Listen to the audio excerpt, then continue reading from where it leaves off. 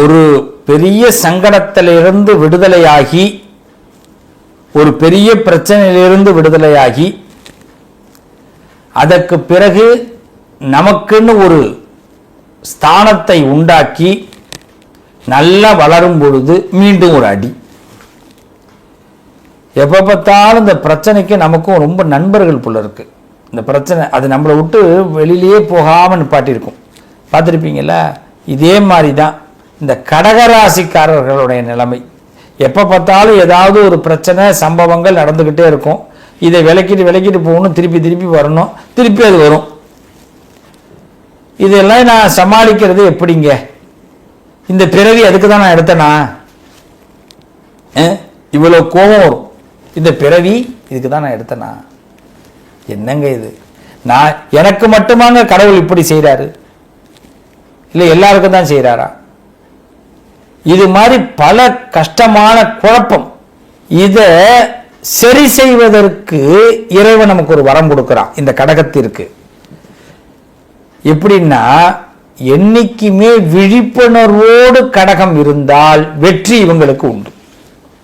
கடகராசிக்காரர்களுக்கு விழிப்புணர்வு என்னைக்கும் இருந்ததுன்னா, அப்படி இந்த விழிப்புணர்வை கடவுள் எப்படி கொடுக்கிறார்னா, சகல செல்வங்களையும் கடகத்திற்கு கொடுப்பார்.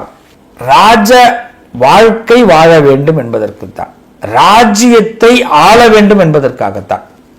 அதனால கடகராசிக்காரர்கள் சாதாரணமாக நினைச்சிடாதீங்க. உங்க லைஃப் என்னமோ சிம்பிளான லைஃப், நான் இப்படி தான், இது ஒன்றுமே கிடையாது போல இருக்கு, எனக்கும் வயசு 40 ஆயிடுச்சுப்பா அப்படின்னு நினைக்காதீங்க. நாளைய உலகத்தை ஆள பிறந்தவர்கள் கடகராசிக்காரர்கள். இப்போ நீங்கள் கேட்கலாம், சும்மா வாய்க்கு வந்ததை சொல்லாதீங்க சாமி. ஐயா, நம்பிக்கையோடு தான் வரணும். இந்த உலகத்தில் பிறந்த, அதாவது நல்லவராவதும் தீயவராவதும் அன்னை வளர்ப்பினிலே உண்டா இல்லையா? நம்மளுடைய வளர்ப்பு தான். இந்த வளர்ப்பு சரியாக இருக்கணும். இந்த சமூகம் நமக்கு பல கஷ்டங்களை கொடுக்கும். ஆனா ஒரு அன்னை என்ன பண்ணுவா? இந்த சமூகத்திலிருந்து அவனை பிடிச்சி இழுப்பா. அப்ப அம்மா சொல்றதை கேட்கணும். அம்மா சொல்றதை கேட்கணும். அம்மா ஒரு சட்டை வாங்கி கொடுத்தாலும் போட்டுக்கணும். அம்மா ஒரு இந்த சட்டை எனக்கு பிடிக்காதுன்னு சொல்லக்கூடாது. எனக்கு இந்த நீல கலர் பிடிக்காது, மஞ்சள் கலர் பிடிக்காது, அம்மா ஒரு கருப்பு சட்டை வாங்கி கொடுத்தாலும் போட்டுக்கணும். தாய் உள்ளத்தை, தாயை மதிக்க வேண்டும் கடகராசிக்காரர்கள். இதை மட்டும் செஞ்சிட்டாங்கன்னா இந்த உலகத்தை ஆள முடியும், ராஜ்யத்தை ஆள முடியும். ராஜ்யத்தை ஆள பிறந்தவர்கள் கடகராசிக்காரர்கள். இதை நல்லா புரிஞ்சுக்கும். இந்த பிறவி பலன் எடுத்ததோடைய காரணமே இவ்வளவுதான். நீ ராஜ்யத்தை ஆள பிறந்தவர்கள், ஆணாக இருக்கட்டும் பெண்ணாக இருக்கட்டும், என் சகோதரனா இருக்கட்டும் சகோதரியா இருக்கட்டும், இந்த உலகத்தை ஆள பிறந்தவர். எப்படி இவ்வளவுதான் சொல்றீங்க? காரணம் இருக்கு. சந்திரன் ஆட்சி, குரு உச்சம். கடகத்திற்கு பெரியவர்கள் சொல்வதை கேட்க வேண்டும். இது விதி. நீங்க முதல்ல இருந்து கடைசி வரைக்குமே கேட்க மாட்டீங்க. கடகராசிக்காரர்கள் எப்படி இருந்தாலும் எது சொன்னாலும் கேட்க மாட்டோம். ஆனா சொன்னதை ஞாபகம் வச்சுப்போம். இப்ப ஞாபகம் வச்சுக்கிறதுல என்ன ஒரு பலன்னா, ஒரு இடைஞ்சல் வருது, ஒரு தர்ம சங்கடம் வருது, அப்ப அந்த விஷயம் கேட்கப்படும். இப்ப புரியுதா? இடைஞ்சல் வருது, ஒரு கஷ்டம் வருது, அப்ப இதை கேட்க முடியும். இதுக்குதான் கடவுள் என்ன பண்றாரு, முன்னாடியே உங்களுக்கு இன்சென்ட் சொல்லி வச்சிடுறாரு. அது தேவையோ தேவையில்லையோ பகவான் உங்களுக்கு எல்லாத்தையும் கொடுத்துன்னே இருப்பார். இன்னும் சொல்ல போனா செல்வ சீமாட்டியா உங்களை வளர்ப்பாங்க உங்க குடும்பத்துல. அது பெண்ணாக இருக்கட்டும் ஆணாக இருக்கட்டும், செல்வ, அதாவது அரசனை போல் வாழ வைப்பாங்க. உங்களுக்கு அவங்களே வாய்ப்புகள் எல்லாம் ஏற்படுத்தி கொடுப்பாங்க. ஆனா அதை அக்செப்ட் பண்ணி புரிஞ்சு வெளியில வரவங்க ரொம்ப குறைவு. இந்த புரிந்து குறைவு இல்லாம வெளியில வரத்துக்கு என்ன நடக்கும்னா, ஒரு காலகட்டத்தில், சிறு வயசிலிருந்தே ஒரு காலகட்டத்தில் கடவுளுடைய அருள் கடகத்திற்கு என்னைக்குமே இருக்கும். ஒரு அம்பாளுடைய அருள் கிடைக்கும். நீங்க சில பேர் சொன்னார், நான் வேற மதங்க அப்படின்னார். ஐயா, மதம்லாம் இதில் இல்லை. கிரகங்கள் எல்லாம் ஒன்று தான். மதம்லாம் இதில் இல்லை. காற்று, வானம், நீர், நெருப்பு எல்லாருக்கும் ஒன்று தான். நான் மாரியம்மான்னா நீ மேரியம்மான்னுவேன். இவ்வளோதான் வித்தியாசம். எல்லாருக்கும் தாய் தான். நம் தாய் தந்தையர் கடவுள் இல்லைங்களா? நமக்கு முன்னாடி சொல்லிக் கொடுத்தவர்களை நம்புறோம். நம்பிக்கை, அந்த நம்பிக்கை தான் நமக்கு. இதை கடகம் ஏற்றுக்கொள்ள வேண்டும். அப்ப இந்த பிறவி பலன் என்ன? நீங்கள் ஆள பிறந்தவர்கள். இதை முதல்ல தெரிஞ்சுக்கிங்க.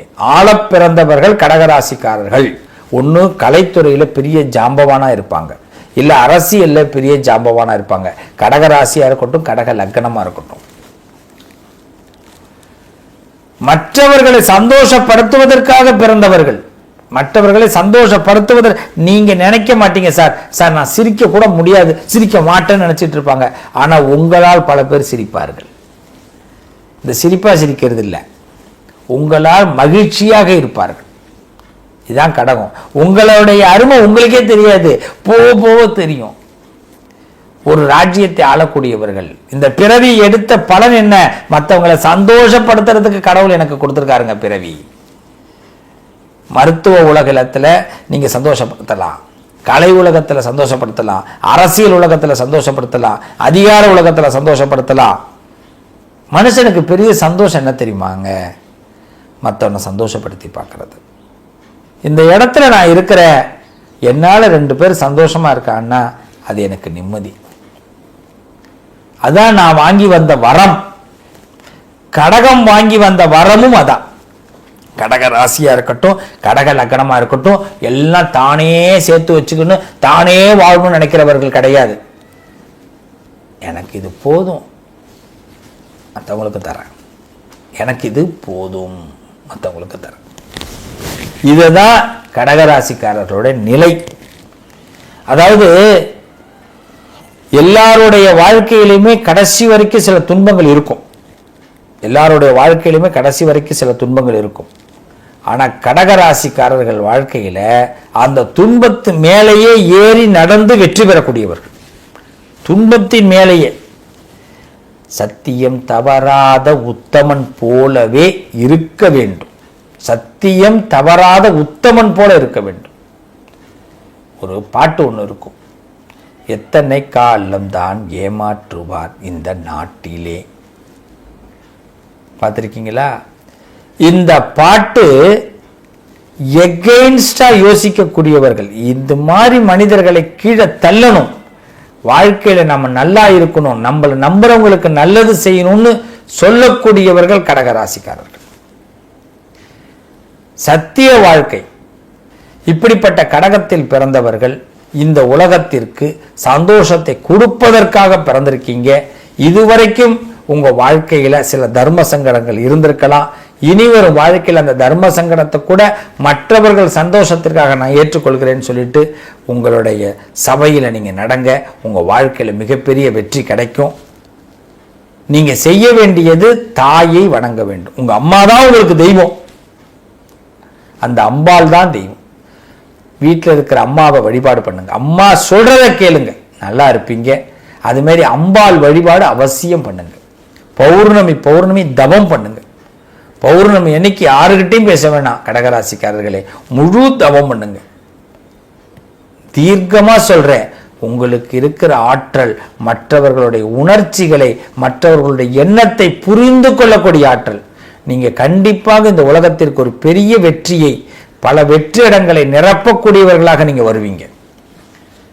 நீங்க எந்த பொசிஷன்ல இருந்தாலும் சரி, நீங்க ஒரு சாதாரண பொசிஷன்ல இருந்தாலும் உங்களுக்கு மிகப்பெரிய வெற்றி, உயர்ந்த பொசிஷன்ல இருந்தாலும் அதை விட பெரிய வெற்றி.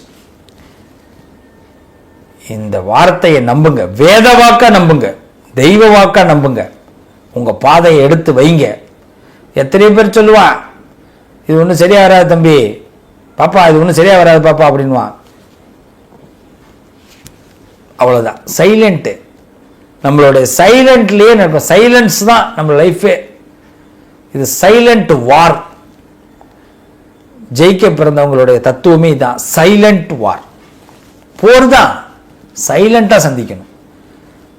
தாம் தூம்னு சந்திச்சோம்னா மற்றவன உஷாராயிடுவான். புரியுதுங்களா? அதனால தெய்வ பலம் உங்களுக்கு இருக்கு. பௌர்ணமி அம்பாவை பிரார்த்தனை பண்ணுங்க. டெய்லி அம்மாவை உங்களை நினைச்சிங்க. உங்க அம்மா தான் உங்களுக்கு தெய்வம், உங்க அப்பா தான் உங்களுக்கு தெய்வம். தாய் தந்தையருடைய ஆசையோடு கடகராசிகள் உங்களோட வாழ்க்கையில மென்மேலும் உயர முடியும். பல இதுவரைக்கும் உங்க அம்மா உங்களுக்கு சப்போர்ட் இல்லாமல் இருக்கா? உங்க அம்மா உங்களை திட்டாங்களா? ஏத்துக்கிட்டு இருந்தீங்களா? இப்போ போய் சரணாகதி அடைஞ்சிருங்க, காலில் விழுந்துருங்க. அம்மா தாயி தெய்வம் நீதான், என்னை படைச்சது நீதான் அப்படின்னு. அம்மா ஆசி நல்லா இருடா அப்படின்வாங்க. முடிஞ்சு போச்சு, நீங்க நல்லா இருப்பீங்க. அம்மா நீ ஏதாவது சொல்லுமா அப்படின்னு கேளு. அம்மா சொல்லும். அம்மா சொல்லணும் ரொம்ப சந்தோஷமா, நான் இருக்கேம்மா, நீ சொன்னது கேட்குறம்மா, நீ சும்மா நான் சும்மா இருக்கம்மா. அவ்வளோதான். வாழ்க்கையில் அம்மா சொல்றதை கேட்டால் சுகமாக வாழலாம். இதை மட்டும் செய்யுங்க. தெய்வமாக நான் சொல்றேன், தெய்வத்தின் வாக்காக சொல்றேன். இந்த உங்கள் மனம், உங்களுடைய எண்ணம் நிச்சயமாக வெற்றி பெறும். ஆனால் மனசில் நினைக்கிறத வெளிப்படையாக ஆற்றி சொல்லாதீங்க ப்ளீஸ். சீக்கிரட்டாக நினைச்சிங்க, கண்டிப்பாக சக்ஸஸ் பண்ண முடியும். வானொலி மிகப்பெரிய மாற்றத்தை ஏற்படுத்தும். இன்னிலிருந்து உங்கள் வாழ்க்கையில் உங்கள் குடும்ப சூழ்நிலையின் காரணமாக குடும்பத்தை நீங்கள் எவ்வளோக்கு நேசிக்கிறீங்களோ, உங்கள் தாய் தந்தையரை நேசிக்கிறீங்களோ, நிச்சயமாக மாற்றம் ஏற்படும். தாய் சொல்லி தட்ட வேண்டாம். சரிதானே? வாழ்த்துக்கள், நல்லதே நடக்கும். வாழ்க வளமுடன்.